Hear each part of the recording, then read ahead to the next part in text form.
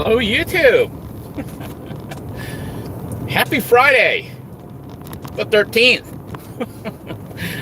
All right. So, as many of you who have been following the latest drama, if you want to call it that, on this channel, I am in process of retiring, trying to retire, but running into all sorts of issues. They're not just my issues. I think they're issues anybody who is retiring or planning on retiring soon is having to deal with. But even if you're not retiring, you're probably dealing with it also because of COVID, the economy, all the different government shutdowns. So, as many of you know, I used to work for the state of Florida, and ended up taking my retirement early because I was planning on heading out to retire in Thailand. Because the money is worth a lot more over there, but quickly dropping. That's what's happening right now. The United States economy is like crap, and the dollar is plunging so fast. Okay, so that's a problem. That's a problem not just for me, but for anyone who is planning on traveling or retiring overseas, because everything just became exponentially more expensive and you didn't even do anything. Hey there, Malcolm, good to see you on here. So just over the last 2 months or month or so, I've been looking at the dollar to baht conversion to see what the rate is, and it's dropped more than 2 bahts. The dollar has dropped in value by 2 bahts in like 1 or 2 months. And I was looking at projections, and even over the next month, it's going to drop like another 2 to 3 bahts. Is what it's projected to drop. So right now, the dollar is approximately just slightly over, $1 equals like 30 bahts. When I started planning, it was like $1 was 32 baht, 32.5 bahts. So it dropped like two and a half almost.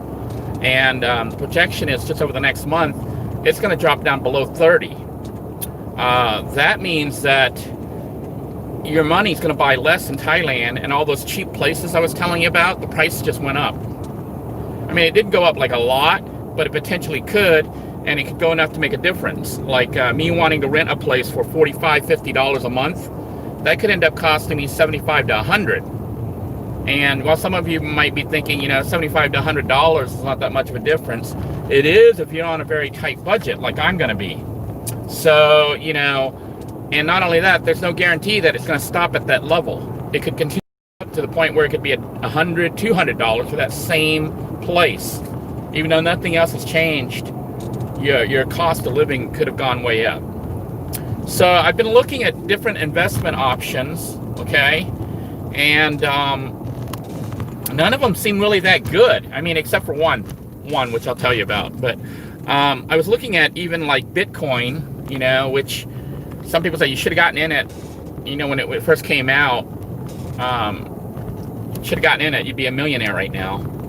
Yeah. But the problem with Bitcoin is the same, I didn't get into it back then, even though I knew about it. I didn't get into it then for the same reason I wouldn't get into it now, and that it is cryptocurrency. It isn't real, it's not tangible, it's just based on greed.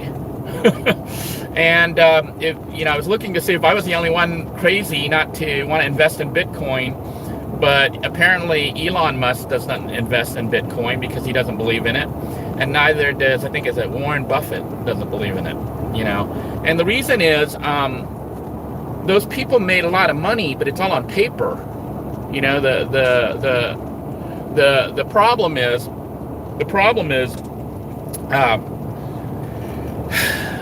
you can have a lot of money that goes up very fast, but just as fast as it went up, it could go down. It could completely disappear, as a matter of fact. I was looking at the stability of Bitcoin, and worldwide it's pretty stable, but there's certain countries that have banned Bitcoin, which means in those countries it has zero value.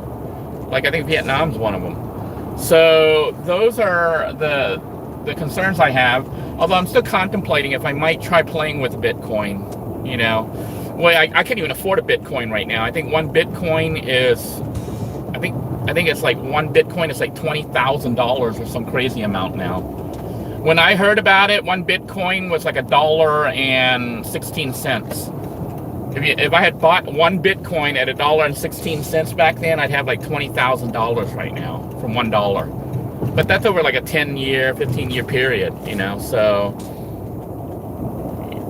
you would say, well, it's a huge growth, but it's over quite a bit of time. And they do expect Bitcoin to go up even higher because, you know, it's getting harder and harder to mine them. And it's not so much getting harder, it's just taking longer and longer. So I'm looking at like various options right now with what to do with money for the first time in a long time. I'm back positive in the sense that I'm no longer negative. And what I mean by that is I'm no longer just trying to stay alive. I actually have money that I can invest, which means trying to figure out what to invest in. All right, it looks like we're disconnecting, so I probably can't broadcast here, but we're getting bad reception. But basically, trying to retire in Thailand, the safest